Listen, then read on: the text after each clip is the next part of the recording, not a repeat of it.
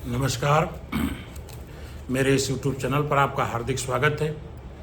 कहानियों की श्रृंखला में प्रत्येक 5 दिन पर हम एक कहानी प्रस्तुत करते हैं जो सरल सहज भाषा में होती है और उसमें सार्थक संदेश होता है। आज हम जो कहानी प्रस्तुत कर रहे हैं वो पाश्चात्य पृष्ठभूमि पर है, लेकिन उसका संदेश महत्वपूर्ण है। यदि अभी तक आपने इस YouTube चैनल को सब्सक्राइब नहीं किया है तो अनुरोध है कि जरूर सब्सक्राइब कर लें, बेल आइकन दबाएं और इस वीडियो को अंत तक जरूर देखें। कहानी ये जो हम प्रस्तुत कर रहे हैं वो नेपोलियन से जुड़ी है।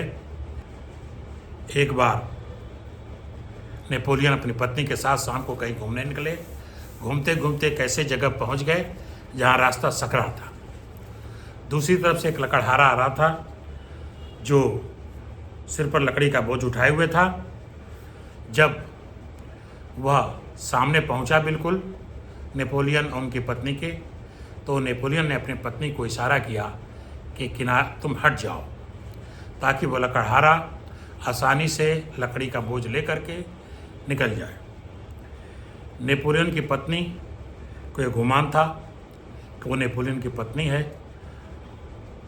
वह झुंझला कर बोली नेपोलियन से कि एक तो यह नमस्कार नहीं कर रहा है और फिर उसको हम लोग रुक कर उसको रास्ता दे रहे हैं, यह उचित नहीं है।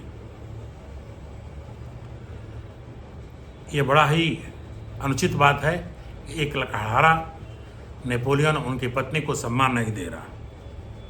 इस पर नेपोलियन ने कहा अपनी पत्नी से कि देवी जी, आप श्रम का महत्व नहीं जानती,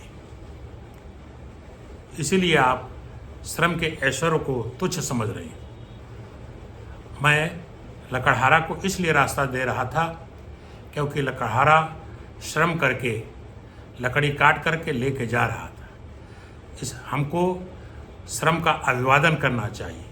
जो देश और समाज श्रम की पूजा करता है, श्रम को सम्मान देता है, वही देश समाज आगे बढ़ता है। उम्मीद है कि इस कहानी का संदेश आप तक पहुंच गया होगा और आप समझ गए हैं कि हमारे आम जीवन में, सामाजिक जीवन में, राष्ट्रीय जीवन में, समाज में श्रम का कितना महत्व है। और जब हम श्रम को महत्व देते हैं, उसको पूछते हैं, उसे सम्मान देते हैं, तभी हमारा समाज, देश, राष्ट्र आगे बढ़ता है। ये कहानी आपको कैसी लगी कमेंट बॉक्स में ज़रूर लिखें।